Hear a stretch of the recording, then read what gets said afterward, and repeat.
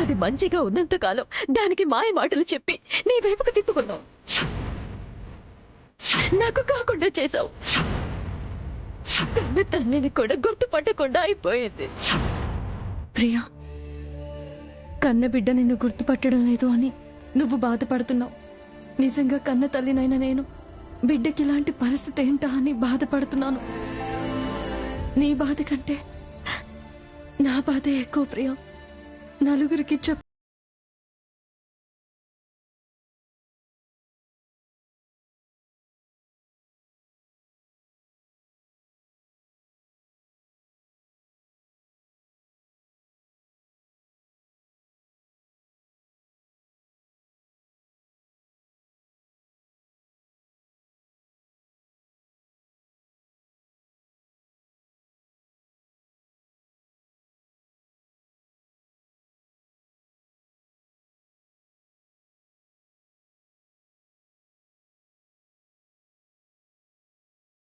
చేయగలిగిందేమీ లేదండి.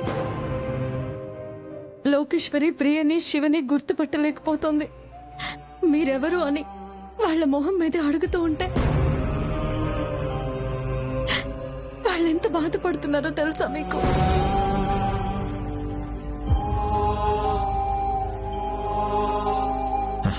బాధ ఎందుకుండదు గీత? నా కడుపును పుట్టకపోయినా నన్ను కూడా అది గుర్తుపట్టడం లేదు అంటే నాకే మనసుకు చాలా కష్టంగా ఉంది.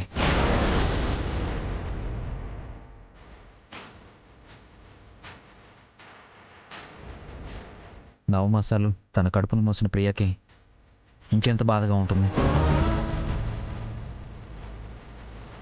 నా కూతురు ఎంతో తెలివైంది అని లోకేశ్వర్ని చూసిన ప్రతి క్షణం మురిసిపోయే శివగాడికి ఇంకెంత బాధగా ఉంటుంది. పాపం మధ్యలో ఆ సరస్వతి గారు శాంతి మాటలు పడాల్సి వస్తుంది. పరిస్థితిని వాళ్ళు అర్థం చేసుకుంటారండి, కానీ నాకే ఏం అర్థం కావడం లేదు.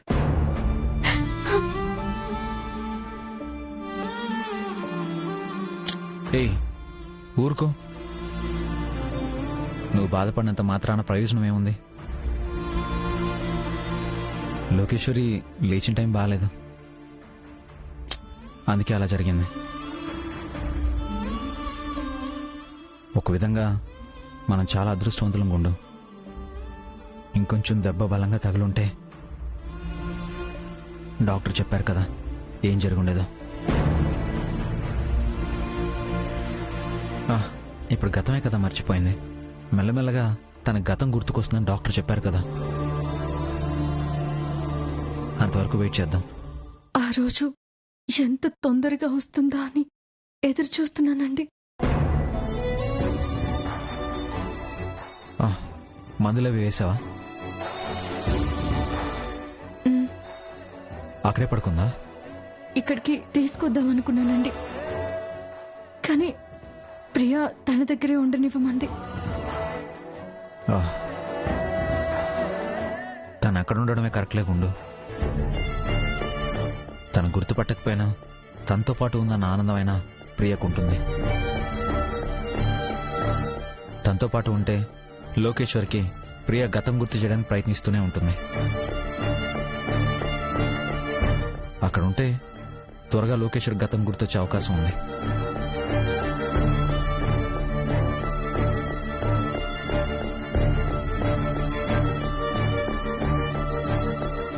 ఏమండి, కాసేపు మీ ఒళ్ళో పడుకుంటానండి.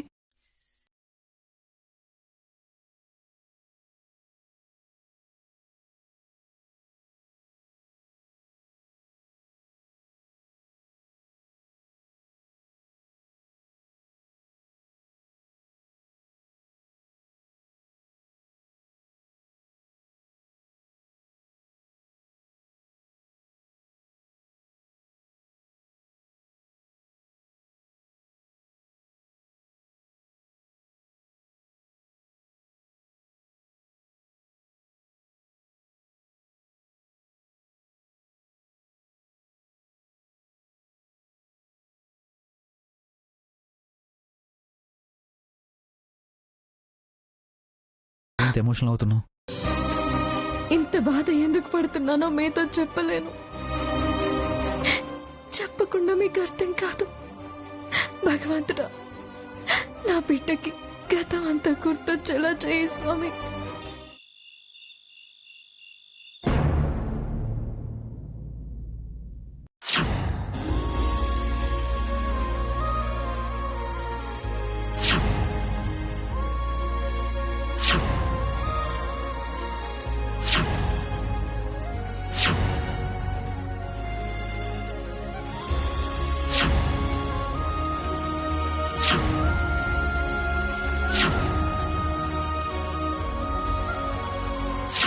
వదినా,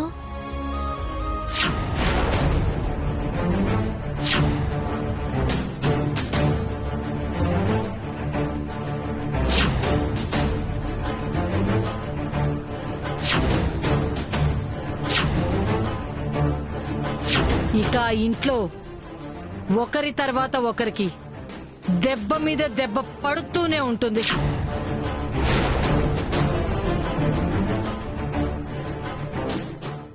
ఏంటి బాసు తెగ ఆలోచించేస్తున్నావు?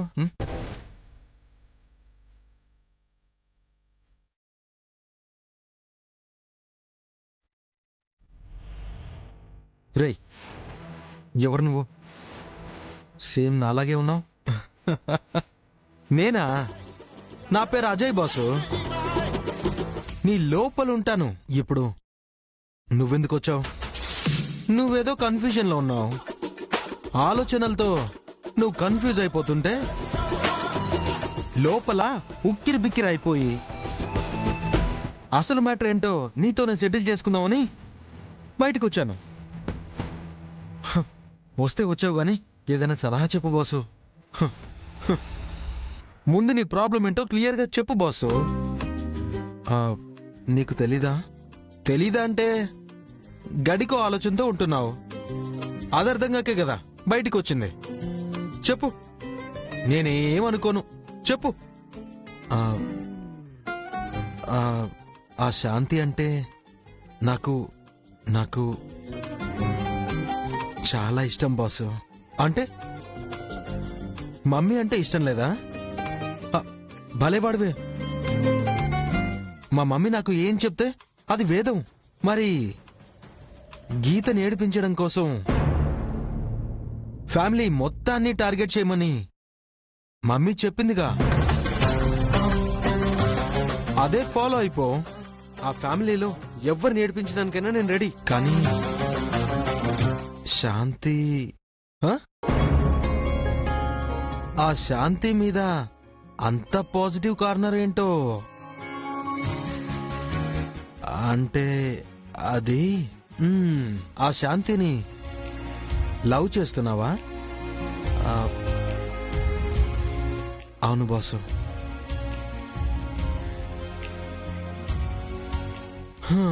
ఇప్పటి వరకు లవ్ చేస్తే చేసావు గాని ఇంకా డ్రాప్ అయిపో. సలహా చెప్పమంటే డ్రాప్ అయిపోమంటావేంటి? నేను చెప్పింది సలహానే. ఏడ్చినట్టుంది. సలహా ఏడ్చినట్టు ఉండడం కాదు.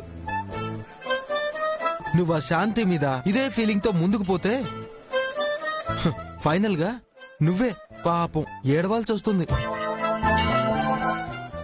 ఏ అంటే ఆ గీత మరదల్ని లవ్ చేస్తున్నాను అంటే మమ్మీ ఒప్పుకోదు.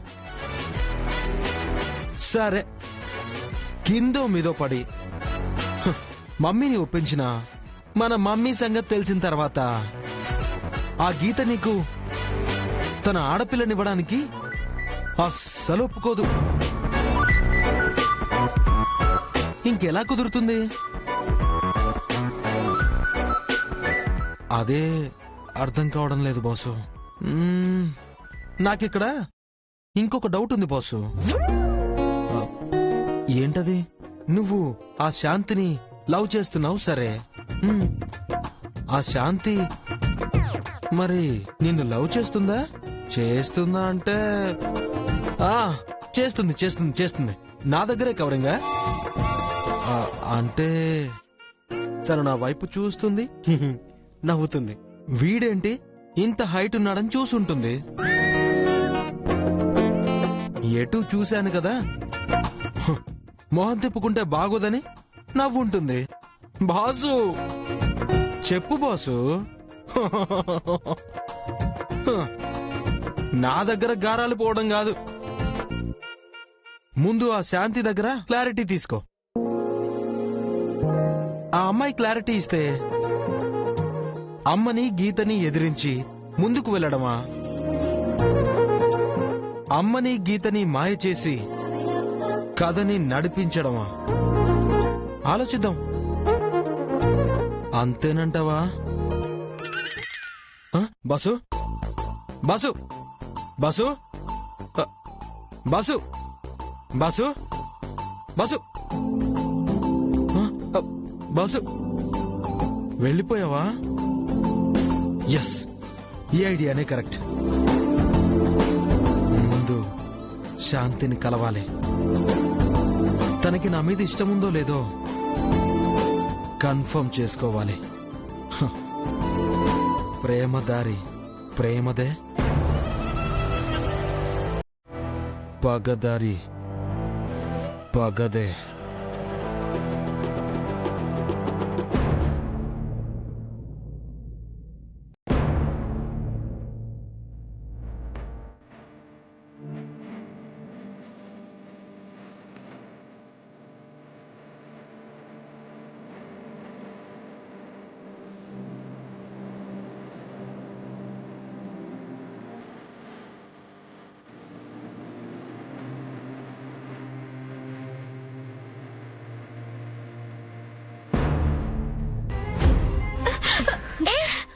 ఏంటిది? అమ్మ లోకేశ్వరి, లేచావా? నువ్వేంటి నా కాళ్ళ దగ్గర పడుకున్నావు? పడుకోవడం ఏంటే? నా జీవితమే నీ కాళ్ళ దగ్గర పెట్టేస్తాను.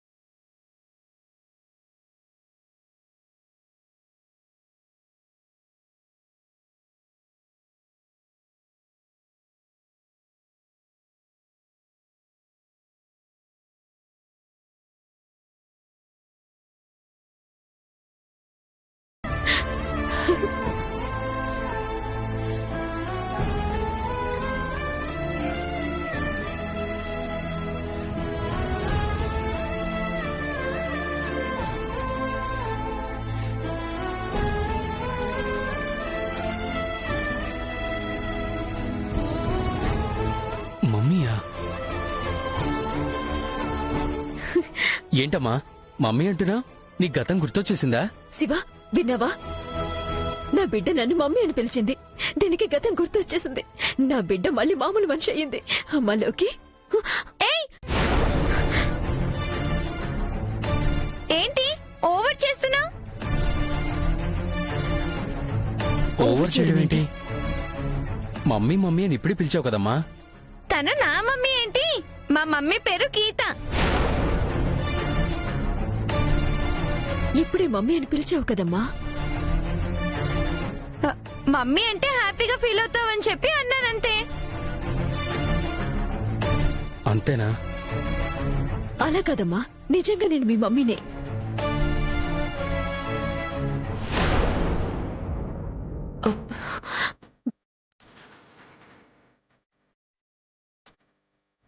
ఇదిగో అమ్మలోకి ఈ బొమ్మ చూడు, గుర్తుందా? ఇది నీ ఫస్ట్ బర్త్డేకి నేను తెచ్చానమ్మా.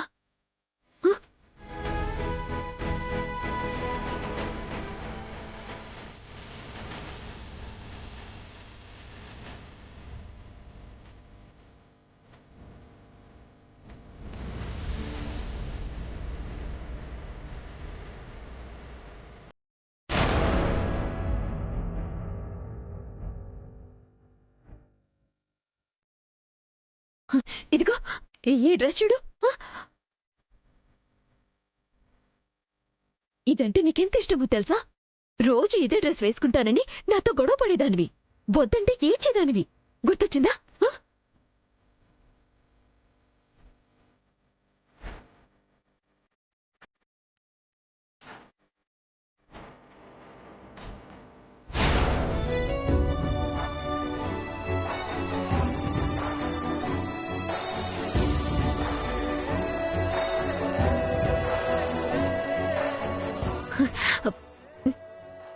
ఇదిగో ఈ పుస్తకం చూడు, నువ్వు బొమ్మలు వేసుకునే పుస్తకం. ఆ? ఈ బొమ్మలు నేను వేశానా? అవునమ్మా. ఎవడి చెప్పు శివ. అవునవును.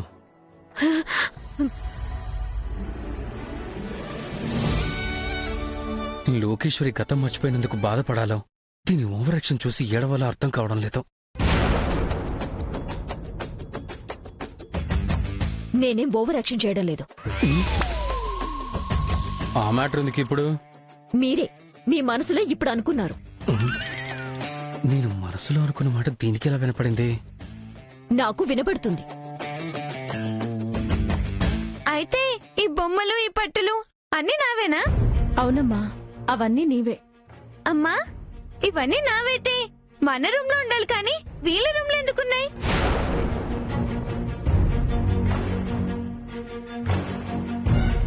వసే, ఏంటే ఇంత చెప్తున్నా నీకు గతం గుర్తు రావడం లేదా? ప్రియా, ఒక్క నిమిషం ఉండు.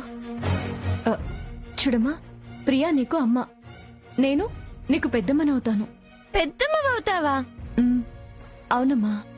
తను నాకు మమ్మీ అయితే అందరినీ మర్చిపోయినా తననే కదా నేను గుర్తుపట్టాలి. నిన్నెందుకు గుర్తుపట్టాను? అదేనే నా కర్మ. నువ్వు మంచిగా ఉన్నప్పుడు దాని వెనక తిరిగావు, ఇప్పుడు దాని వెనక తిరుగుతాను అంటున్నావు. నువ్వు చెప్పేది నిజమైతే నువ్వు నన్ను బాగా చూసుకునేదానివి కాదా? అన్ని తనే చూసుకునేదా? అది చూసుకోవడం ఏంటే? మరిప్పుడు నువ్వే కదా అంటున్నావు నేను మంచిగా ఉన్నప్పుడు కూడా తన వెనకే తిరిగేదాన్ని అని. మనుషుల్ని మాయ చేసి తన వెనుక తిప్పుకోవడం దానికి మొదటి నుంచి అలవాటు. అందరితో పాటు నిన్ను అలాగే మాయ చేసి తన వెనుక తిప్పుకుంది.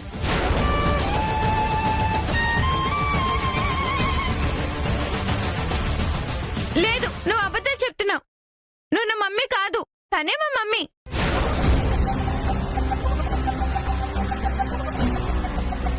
శివ, నువ్వేం మాట్లాడవేంటి? ఏం మాట్లాడాలి? అది ఇప్పుడేముందో చూసావా? నిజంగా నువ్వే కన్నతల్లి ఉంటే నిన్నే ముందు గుర్తుపట్టాలి కదా అనంది. అలా ఎందుకు జరిగింది? ఏనాడు నువ్వు దానికి కన్నతల్లిలా లేవు కాబట్టి, ప్రేమగా దగ్గరకు తీసుకుని పెంచలేదు కాబట్టి.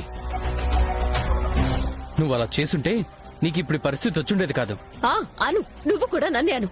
ఎప్పుడో ఒకసారి పొరపాటు చేస్తే ఎన్నిసార్లు దెప్పుతారు? మీ అందరికీ నేను చేసిన తప్పులే కనిపిస్తున్నాయి, కానీ నా బాధ, నా కూతురు మీద నేను పెంచుకున్న ప్రేమ మీకు అర్థం కావడం లేదు. ఎందుకు అర్థమవుతుందిలే, మీరంతా ఒక్కటే కదా. అమ్మా, అసలు నన్ను వీళ్ళ దగ్గర వదిలేసి నువ్వెందుకు వెళ్ళిపోతున్నావు? రాత్రి కూడా అంతే, వస్తావు తీసుకెళ్తావా అంటే ఆవిడతో మాట్లాడి వెళ్ళిపోయావు. నాకు నిద్ర వచ్చేసింది. తెల్లారు లేస్తే ఇదిగో ఈవిడ ఏడుపులో గోల, తలపోటు వచ్చేస్తుంది. పద వెళ్ళిపోదాం. ఎక్కడికి వెళ్లేది? మంచిగా చెప్తుంటే అర్థం కావడం లేదా? ప్రియా, ఎందుకలా అరుస్తున్నావు? నువ్వెవరితేవే మధ్యలో మాట్లాడడానికి? ఇది నా కూతురు, దీని ఇష్టాల్ని కష్టాల్ని చూసుకోవాల్సింది నేను. ప్రియా, నువ్వు మాట్లాడుకో. బొసై, నువ్వు ఎంత కాదనుకున్నా నేను మీ మమ్మీని, నిన్ను కన్నదాన్ని, నీ మంచి చెడులు చూసుకునేదాన్ని నేను. అది నీకు కేవలం పెద్దమ్మ కాదు, తన మా మమ్మీ. చంపేస్తా నా కూతురు కూసావండి. ప్రియా, చెప్తే అర్థం కావడం లేదా? ఈ విషయంలో ఎవరు కల్పించుకోవద్దు. దానికి గతం ఎలా గుర్తురాదో నేను చూస్తాను. గుర్తు చేసుకోవే, గుర్తు చేసుకో. నేను మీ మమ్మీని, ఇతను మీ నాన్న, ఇది మన రూమ్, ఇది నీ బొమ్మలు. గుర్తు చేసుకో, గుర్తు చేసుకోవే. నాకేం గుర్తు రావడం లేదు. రావడం లేదు అంటే కుదరదే. గుర్తు చేసుకో, గుర్తు చేసుకోవడం లేదా?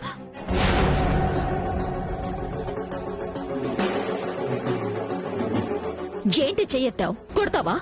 32 పళ్ళు ఊడే వరకు కొడతాను. పిల్లని ఏం చేద్దాం అనుకుంటున్నావు నువ్వు? అమ్మా, అందుకే నేను వీళ్ళతో ఉండనంటున్నాను. నన్ను ఇక్కడ నుంచి తీసుకెళ్ళిపో అమ్మా. అలాగేనమ్మా, వెళ్ళిపోదాం. ముందు నువ్వు వెళ్ళి ఫ్రెష్ అవ్వు, టిఫిన్ పెడతాను.